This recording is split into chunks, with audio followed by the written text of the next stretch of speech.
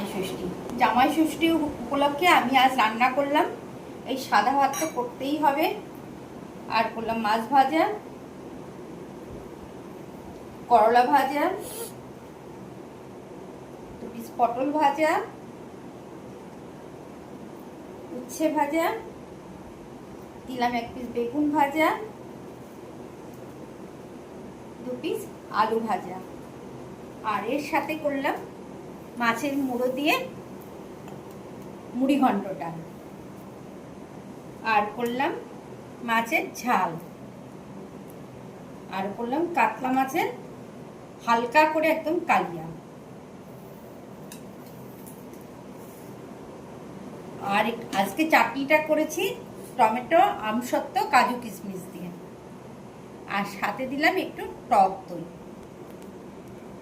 আর একটু মিষ্টি আর একটু আম কেটে দিই, আর সাথে তো 1 গ্লাস জল দিতেই হবে। এই হলো আজ আমার বাড়ির ছোট্ট আয়োজন।